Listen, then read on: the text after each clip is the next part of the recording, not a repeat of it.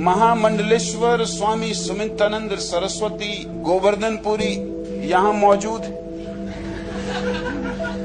उन्होंने पूछा है, हिंदू धर्म दुनिया का सबसे पुराना धर्म, उसकी धारा गंगा की भांति अखंड और पवित्र है। हिंदू धर्म की छाती बड़ी है। अपनी परम उदारता के ही कारण हिंदू धर्म ने अपने विरोधी जैन धर्म, बुद्ध धर्म और चारवाकी धर्मों को भी बड़ी सरलता से अपने में समा लिया है। आप और आपके सन्यासी हिंदू धर्म का चाहे जितना विरोध करें, अंततः हिंदू धर्म की सनातन धारा में सरलता से खो जाएंगे। क्या यह धर्म और मानवता के हित में न होगा कि आप और आपके सन्यासी सारा विरोध त्याग कर हिंदू धर्म की सेवा में लगे और हिंदू धर्म को नया जीवन, नए आयाम, नए विस्तार दें।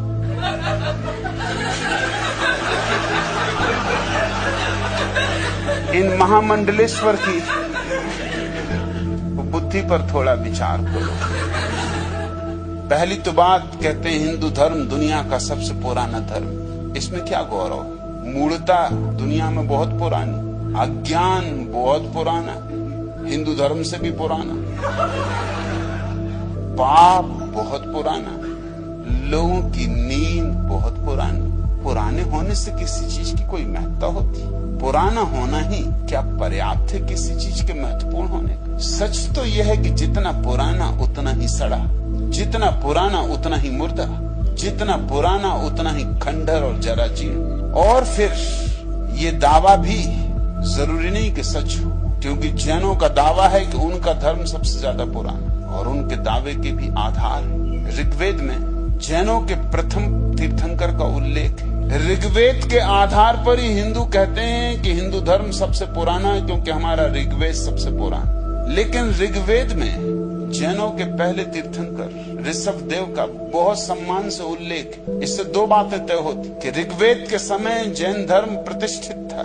ऋग्वेद जितना पुराना है जैन धर्म उतना पुराना है, इतना तो निश्चित ही। थोड़ा ज्यादा पुराना हो सकता है, क्योंकि जैसा लोगों का रिवाज है, जिंदा आदमी को आदर देना लोगों की आदत नहीं। अगर ऋषभदेव जिंदा थे तो गालियां मिली होंगी, आदर नहीं मिल सकता था। ऋषभदेव को मरे हजारों साल हो जाने चाहिए, तभी ऋग्वेद में समादर से उल्लेख हो सकता है, नहीं तो समादर से उल्लेख नहीं हो सकता। समादर से उल्लेख होने के लिए समय का अंतराल होना चाहिए। संभावना इस बात की है कि जैन धर्म हिंदू धर्म से ज्यादा पुराना। महामंडलेश्वर स्वामी सुमित्रानंद सरस्वती, मुझे हिंदू धर्म को पुराना कह के तुम प्रभावित न कर सकोगे। पुराने में मैं कोई गरिमा नहीं देखता। पुराने का मतलब ही ये होता है कि अब वो समय के बाहर हो चुका, जमाना जा चुका, उसका समय व्यतीत हो चुका। अब तुम लाश को ढोए फिरो, ये और बात है, लेकिन लाश बदबू दे रही। तुम्हारी सारी धारणाएं, तुम्हारी गुलामी, तुम्हारी दीनता, तुम्हारी दरिद्रता का कारण महामंडलेश्वर कहते हैं उसकी धारा गंगा की भांति अखंड और पवित्र। किसने कहा कि गंगा की धारा पवित्र? गंगा से ज्यादा अपवित्र इस पृथ्वी पर दूसरी कोई नदी नहीं। वैज्ञानिकों ने खोजबीन की है और पाया है कि गंगा अत्यधिक अपवित्र है। और यूं भी अगर हिंदू कहते हैं उसमें कुछ सच्चाई है कि गंगा में नहाने से पाप धुल जाते, तुम्हारे धुल जाते होंगे, गंगा का क्या होता? धुल के कहाँ जाएंगे? गंगा में ही तैरेंगे। करोड़ों अरबों लोगों ने पाप धोए, गंगा की तो दुर्गति हो गई होगी। गंगा की भी तो कुछ सोचो। किस आधार पर तुम कहते हो कि गंगा जैसा पवित्र, और तुम कहते हो हिंदू धर्म की छाती बड़ी है? गलती में हो, हिंदू धर्म की छाती बिल्कुल बड़ी नहीं। ये वहम, ये अहंकार छोड़ दो। कौन कहता है कि तुम बौद्ध धर्म को पचा पाए? हिंदुओं ने बौद्ध भिक्षुओं को जलाया जिंदा, बौद्ध मठों को बर्बाद किया, बौद्ध मंदिर गिराए, बौद्ध मंदिरों पे कब्जा करके बैठ गए। बोध गया का मंदिर अब भी हिंदू ब्राह्मण के कब्जे में, मंदिर बुद्ध का, लेकिन महंत हिंदू ब्राह्मण। और हिंदुस्तान से बौद्ध धर्म तिरोहित कैसे हुआ अगर तुम्हारी छाती बड़ी? ये बुद्ध ने जो विरवाह रोपा था इस देश में, क्रांति का अद्भुत, ये कैसे तिरोहित हुआ? सारा एशिया बौद्ध हो गया, सिर्फ हिंदुस्तान से बौद्ध समाप्त हो गए, सिर्फ हिंदू बौद्ध धर्म से वंचित रह गए। छाती बड़ी, किसने तुम्हें वहम दे दिया? किसी गलत दर्पण के सामने खड़े हो। दर्पण होते ना जिसमें आदमी की छाती बड़ी दिखाई पड़ती, होती तो नहीं मगर बड़ी दिखाई पड़ती। तुम्हारे शंकराचार्यों ने क्या किया? अगर तुम्हारी छाती बड़ी थी तो बुद्ध को स्वीकार क्यों नहीं किया? बुद्ध का खंडन क्यों?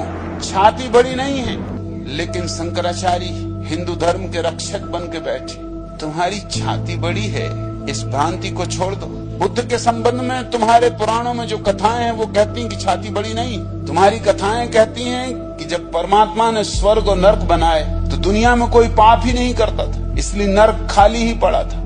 अंततः नर्क के शैतान ने और उसके शिष्यों ने जो वहाँ खाली हाथ बैठे थे, कोई न आए न कोई जाए, रोज बेचारे आग जलाते होंगे, कढ़ाई चढ़ाते होंगे और सांझ उतार लेते होंगे। आखिर थक गए, ये भी क्या दुकान के ग्राहक है ही नहीं। उन्होंने परमात्मा से प्रार्थना की तो परमात्मा ने कहा फिक्र न करो, अब जब नर्क बनाया है तो नर्क में लोगों को भेजने का उपाय भी मैं करूंगा। मैं बुद्ध के रूप में अवतरित होऊंगा और उसके बाद फिर कोई अड़चन न रहेगी नर्क। मैं बुद्ध के रूप में प्रकट होकर लोगों को भ्रष्ट करूंगा, उनको पाप सिखाऊंगा, उनको नरक की तरफ भेजूंगा। ये कहानी बड़ी छाती वाले लोगों ने गढ़ी, ये पुराण बड़ी छाती वाले लोगों ने लिखा। बुद्ध के बाद नरक में भीड़ है, कतारें लगी। आज मरोगे तो आज ही प्रवेश न पा सकोगे, ख्याल रखना। कई सदियों तक तुम्हें खड़ा रहना पड़ेगा कतार। तब से स्वर्ग में भीड़ भाड़ ही नहीं, सन्नाटा है। ये तुमने बुद्ध के नाम सम्मान दिया और तुमने छाती बड़ी होने की बात कही, लेकिन तुम्हारा कोई शास्त्र महावीर का उल्लेख भी नहीं करता। महावीर जैसा अद्भुत व्यक्ति पैदा हो और हिंदू शास्त्रों में उल्लेख भी नहीं। इस तरह की उपेक्षा और छाती तुम्हारी बड़ी, ये भ्रांति छोड़ो। तुम्हारी छाती बड़ी इत्यादि कुछ भी नहीं। किसी धर्म की छाती बड़ी नहीं होती, हो नहीं सकती, क्योंकि धर्म सीमा बनाता है और धर्म पक्षपात से भरता है। उन्हीं पक्षपातों से तुम भी भरे हुए हो। तुम कह रहे हो अपनी परम उदारता के कारण ही हिंदू धर्म ने अपने विरोधी जैन धर्म, बुद्ध धर्म और चारवाकी धर्मों को भी बड़ी सरलता से अपने में समा लिया। जरा भी नहीं समाया। जैन धर्म आज भी अलग धर्म है, बुद्ध धर्म आज भी अलग धर्म है। तुम क्या खाक बुद्धों को और जैनों को अपनी छाती में समाओगे? तुम अपनों को नहीं समा पा रहे, तुम्हारे सूत्र तुम्हारे भीतर नहीं समा पा रहे, तुम किसी और को क्या समाओगे? और तुम कहते हो आप और आपके सन्यासी हिंदू धर्म का चाहे जितना विरोध करें। मुझे कोई हिंदू धर्म का विरोध करने में रस ही नहीं।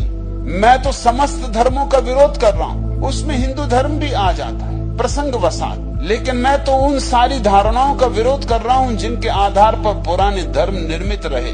वो धारणाएं हिंदुओं की भी हैं, बौद्धों की भी हैं, जैनों की भी हैं, ईसाइयों की भी हैं, पारसियों की भी हैं, मुसलमानों की भी। मैं तो मूल आधार शिलाओं पर चोट कर रहा हूँ। कोई हिंदू धर्म से मुझे लेना देना नहीं, इतना महत्वपूर्ण मैं उसे मानता भी नहीं। और ये चोट जारी रहेगी। और तुम कहते हो अंततः हिंदू धर्म की सनातन धारा में आपके सन्यासी भी सरलता से खो जाएंगे। ये भ्रांति छोड़ दो। मेरे सन्यासी किसी धर्म को ही नहीं मानते। मेरे सन्यासी ना तो नास्तिक हैं ना आस्तिक, न हिंदू हैं न मुसलमान न ईसाई। मेरे सन्यासी तो एक नई तरह की धार्मिकता की शुरुआत है, धर्म की शुरुआत नहीं, एक नई तरह की धार्मिकता की शुरुआत है। धार्मिकता बड़ी और बात है। जिनको तुम धार्मिक व्यक्ति मानते हो वो तो धार्मिक होते ही नहीं।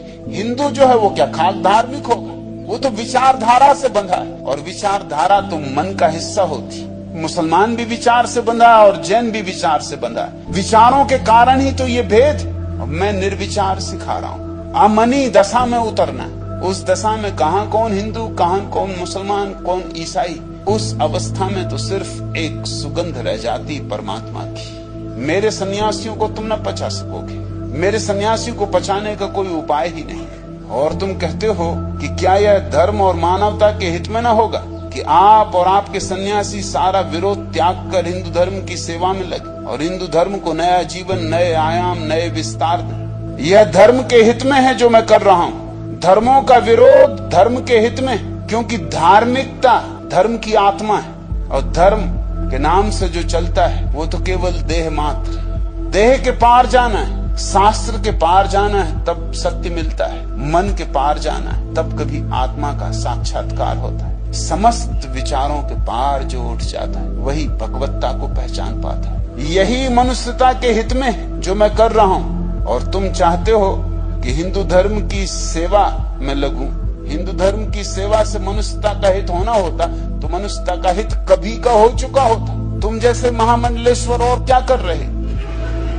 10,000 सालों से यही बकवास तो तुमने लगा रखी। मनुष्यता का कोई हित तो हुआ नहीं और न ही कोई धर्म का हित हुआ। अब समय आ गया है कि धर्म और मनुष्यता का हित किया जाए और उस हित के लिए जिस चीज का भी खंडन करना होगा, जिस चीज का भी विरोध करना होगा, उसका विरोध किया जाए। मैं न तो किसी बात की पवित्रता को मानता हूँ, न किसी बात की प्राचीनता को मानता हूँ। मेरे अनुभव से, मेरे सत्य से जो चीज मेल खाती जरूर मैं उसका समर्थन करता हूँ। जैसे ऐतरेय ब्राह्मण का मैंने समर्थन किया, मगर इस कारण नहीं कि ये हिंदुओं का ग्रंथ। न मेरे विरोध में कोई हिंदुओं से संबंध है, न मेरे समर्थन। सत्य का समर्थन है, वो कहीं भी हो। मेरी छाती बड़ी है, तुम्हारी छाती बड़ी नहीं। अब तुम कहते हो कि हिंदू धर्म की सेवा करें, हिंदू धर्म को नया जीवन। अब जो मरी गया उसको नया जीवन कहां से दो? और इंजेक्शन लगा लगा के किसी तरह से, और यंत्र लगा लगा के किसी तरह से फेफड़ों को चलाए भी रखो तो क्या फायदा है? जो मर चुका उसे दफनाओ। राम नाम सत्य। अब तो हिंदू धर्म के लिए एक ही बात है, राम नाम सत्य। अब इसकी अर्थी बनाओ। इसकी अर्थी बनाने में मैं जो भी सेवा चाहिए राजी हूं।